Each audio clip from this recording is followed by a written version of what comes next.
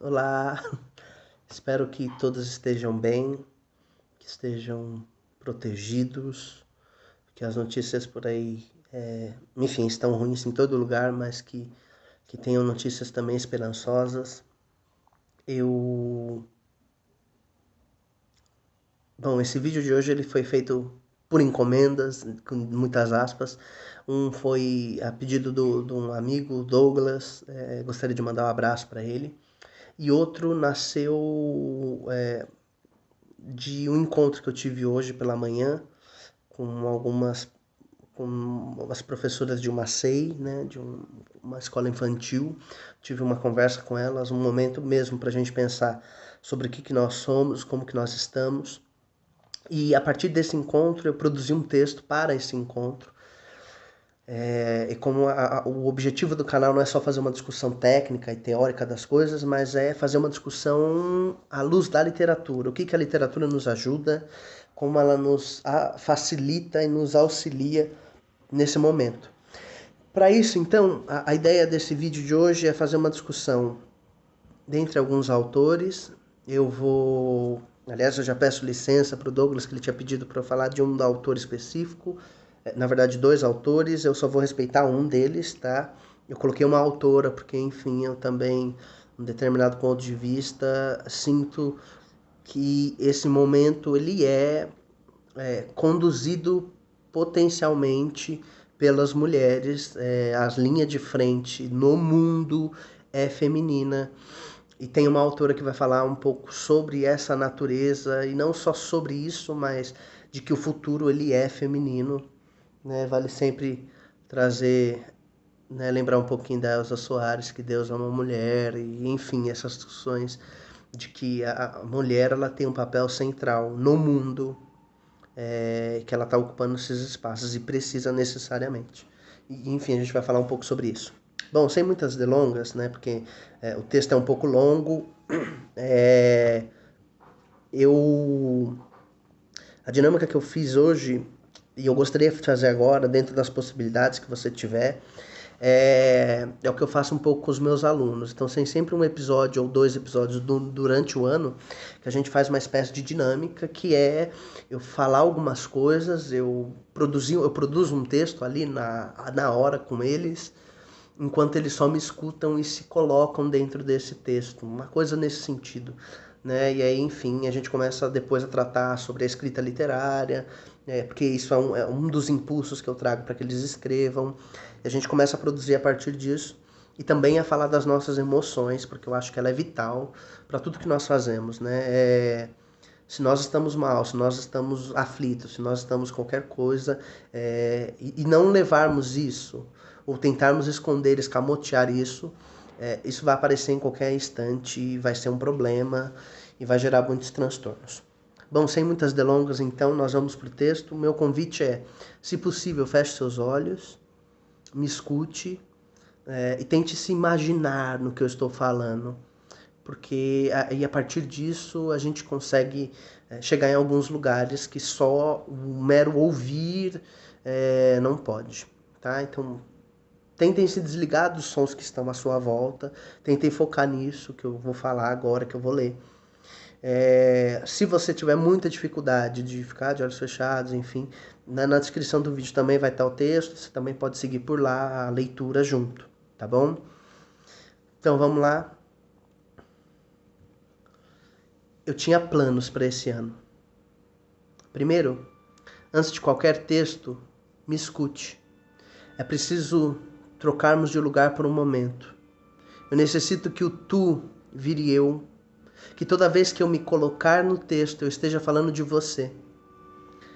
Aliás, esse texto é sobre você, que também é meu, pois na vida todos nós somos eu. Eu tinha planos para esse ano. Tracei metas, fiz promessas, coloquei no papel, gravei na memória o que eu faria, aonde chegaria, o que conquistaria. Havia esperança em mim, expectativas de conseguir me superar, me surpreender, de avançar. Eu já sabia que o ano seria diferente, algo me dizia, bem lá no íntimo, de todo, eu não me enganei. Embora tudo tenha parado, todo tracejado foi postergado, fica para depois. Um depois tão disforme, distante, tão irreal, tão nebuloso, que eu prefiro olhar para trás, resgatar os tempos felizes, os risos que eu dei, os abraços que eram possíveis, os amigos agora tão distantes. Revi inclusive pessoas que já foram e eles viveram novamente. E foi como se fosse a primeira vez de novo. Resgatei fotos, vídeos, viagens, aniversários. Pude, enfim, compreender como cheguei aqui e isso me trouxe conforto. Se eu sobrevivi a tudo que vivi, certamente eu passarei. Eu tinha planos para esse ano, conhecer gente nova, aprender mais sobre mim e o mundo, descobrir novas realidades, criar novos vínculos e estranhamente tudo isso tem acontecido. É na distância que eu senti como queriam estar perto, como eu queria estar perto. Estranhamente as nossas diferenças foram dando espaço e eu sou tu. Nessas aflições, nossas aflições são tão parecidas, nossos medos têm os mesmos olhos e a alegria teimosa ainda existe nas telas, nos encontros virtuais. Eu tinha planos para esse ano, e nenhum deles era de ficar em casa. É engraçado como os nossos planos são espécies de fuga, trapaças na verdade, um constante movimentar-se, pois é sempre uma escapatória do lugar que nos acolhe. A fuga da escola, do trabalho, da família, da casa. É engraçado que, como ponteiros, sempre apontamos para frente. E ai do nosso presente, que fica tão obsoleto, que é tão vilipendiado, esquecido por nós. O presente é o objeto da nossa fuga. E a vida traiçoeira nos fez parar. E aqui estou, paralisado. Sempre com o olhar ora para trás, para as coisas que ficaram e que queríamos perto, ora para frente dos bens que estavam reservados, que foram regados pelos sonhos, nos tornamos numa contradição, um mundo imediatista, que, sendo sincero, nunca valorizou a experiência, o momento, o segundo, o suspiro, que ignorou que todo instante é mágico e quantas vezes eu quis que tudo acabasse, que o sinal tocasse, que eu pudesse escapar. E nesse desespero, nesse afã de chegar em algum lugar, eu me perdi de mim e agora me é insuportável ficar comigo mesmo. Sempre com o olhar para trás ou para frente, fui forçado a olhar meus pés, a olhar que estou parado e que dificuldade que tenho de me mover, de caminhar, de chegar em algum lugar. E por qual razão eu preciso chegar em algum lugar? E por qual razão eu preciso produzir? Para quem? Para quê? E o que mais dói é a dificuldade de não conseguir fazer isso, que não tem sentido. E quando tem, me dói mais ainda, pois eu tinha planos para esse ano. E em todos eles eu iria caminhar, eu iria seguir, eu iria chegar. Mas agora eu só fico parado, estático, enrijecido e sem saber o que fazer. Eu só queria um abraço. Eu só queria olhar nos olhos. Eu só queria um tempo para sentar num bar, numa cafeteria, ver gente passando, vendo a pressa do paulistano, mandar pros diabos os prazos, depois se assustar e correr para fazê-los. Eu queria poder voltar para casa. Eu queria, pois eu tinha planos para esse ano. Mas agora já não importam mais. Agora eu abro meus olhos. Há uma tela diante de mim. O mundo se configurou em tela. Queria que minha voz metálica chegasse ao outro lado, tocasse todos os ouvintes, me tocasse também, pois eu entendi que só os afetos importam. Eu tenho planos para esse ano, é ouvir mais, aprender mais, ser mais, ao lado dos que lutam e sonham comigo, por um mundo melhor, por um humano melhor. Eu tenho planos para esse ano, e o maior deles é o de deixar de regrar a vida, é vivê-la mais. Bom, é isso. Esse é o poema. Preciso tomar uma aguinha. Mas, assim, o que a gente pode discutir agora e o que esse texto, né, enfim, se relaciona com outras coisas. Eu chamo primeiro para essa conversa um autor chamado Ailton Krenak, que é um indígena. Ele tem feito várias discussões. E ele tem um textinho que saiu bem quando a pandemia começou, que é o amanhã não está à venda. Ele vai fazer uma discussão sobre, enfim, estar na natureza, o contato com a natureza, e, e aí ele vai ter um ponto que é, enfim, eu vou ler o trecho aqui, né, na verdade. Quem está em pânico são os povos e seu mundo artificial. E aí em outro trecho ele vai dizer, a sociedade precisa entender que não somos o sal da terra. Há muita vida além da gente. Não fazemos falta na biodiversidade. É uma constatação dura, pesada. E ele vai fazer uma discussão, na verdade, de como...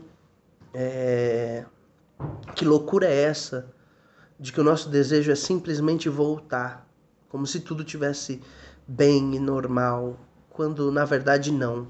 E aí quando a gente começa a falar de eu tinha planos para esse ano e eu não tenho mais porque eles foram desfeitos, e ao mesmo tempo que a gente começa a olhar e ver que nós não somos essas figuras tão necessárias quanto a gente imaginava, a gente começa a entender que tem tanta coisa tão importante à nossa volta, que é a natureza, que é o que a Terra nos dá. Tem um momento desse texto que o Krenak vai falar de forma brilhante que essa doença veio para nos tirar o ar. E aí as pessoas precisam de respiradores. E aí ele pergunta, quantos respiradores a gente vai ter que fazer no mundo? E aí, o que me é muito interessante é que ele vai pontuar depois e falar, nós já temos oxigênio, a natureza nos dá e nós estamos perdendo, nós estamos desfazendo tudo isso. E aí ele vai fazer toda uma discussão, e aí eu vou passar um pouquinho o texto aqui, se o computador me ajudar, que é sempre isso, né? Ele vai fazer uma discussão também sobre o vigiar e punir, falar da necessidade de produzirmos, né? E aí ele pontua um negócio que para mim é muito importante. Ele vai dizer, se os humanos estão em risco, qualquer atividade humana deixa de ter importância. E ele vai começar a discutir sobre gerar dinheiro, voltar a abrir comércio, essa pataquada toda que está rolando hoje no Brasil. Ele vai pontuar, se nós estamos em risco, tudo precisa parar, nós precisamos parar. E nós precisamos nos olhar, nós precisamos nos entender, entender a natureza, entender o mundo que nós estamos. Então, quando a gente começa a discutir isso e pensar, eu tinha planos, eu tinha projetos, eu tinha realizações, eu tinha coisas sonhadas e imaginadas que todas foram interrompidas, mas aí começa a aparecer outros sonhos, que é a vontade de estar perto de novo, que é a vontade de olhar nos olhos de novo, que é essa vontade do que nos faz humanos, que é o outro. Nós só nos tornamos humanos no contato com o outro, né? A gente já teve uma discussão aqui no canal sobre isso, né? Não vou retomar todas elas. Mas, enfim, para a filosofia isso é muito importante, o outro. O outro é o que nos constitui. Quando eu olho para o outro, eu vejo as particularidades, as semelhanças e diferenças, eu consigo me afirmar e falar, ok, esse sou eu, então, porque eu não gosto disso e tudo mais. Bom, e aí vem uma outra autora, que é a Silvia Federici. Ela tem um texto que, na verdade, eu vi no canal, né, foi recomendado pelo canal da Rita Von Hunt, e aí que se chama Pandemia, Reprodução e Comuns. E aí é um artigo da Silvia Federici. Bom, ela vai começar a discutir sobre a ideia de reprodução. Né? Essa coisa de gerar vidas, que é algo feminino. E ela vai falar dessa importância que a mulher tem na sociedade. Então tem um ponto que ela vai dizer assim, as camponesas, as indígenas, as moradoras de periferias urbanas formam a primeira linha na luta por uma sociedade distinta, por uma reprodução que nos dê vida, que nos dê um futuro, que nos nutra e que não nos mate. E aí ela vai começar a apontar uma série de coisas. Eu colocaria, o Ailton Krenak vai falar sobre os sub-humanos nessa ponta e como ele vai mencionar os negros, os ribeirinhos, os quilombolas, os indígenas, mas eu vejo, pelo que a Federici aponta, que as mulheres também são esse sub-humano, porque, enfim, a humanidade é, de um ponto de vista masculino, branco, hétero, enfim. E quantas outras formas de vida são negligenciadas por esse grupo, né?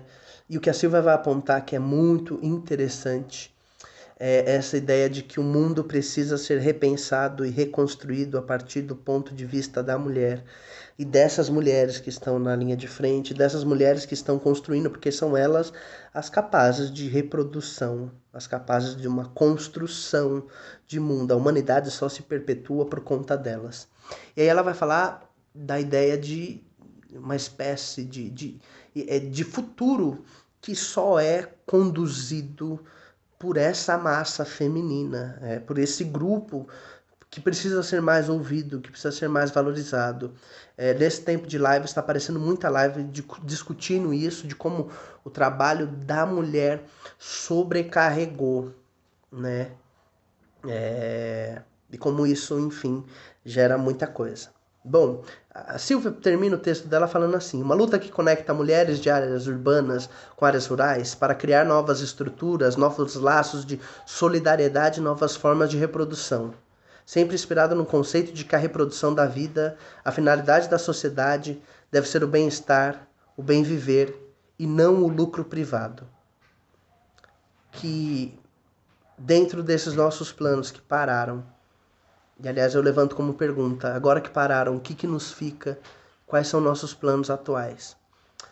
Que a nossa finalidade, a finalidade da sociedade, seja de fato o bem-estar e o bem viver a partir de laços de solidariedade, de novas formas de reprodução, olhando, como Krenak aponta, para a natureza e para a importância e centralidade que ela tem em nossas vidas. Enfim, é um pouco isso que eu queria trazer. Acho que dava para a gente falar muita coisa, mas espero que tudo isso desperte muito mais interesse em vocês de lerem. Deixo na descrição o texto da Silvia e a indicação do texto do Krenak. Espero que vocês leiam, que tragam várias reflexões em vocês.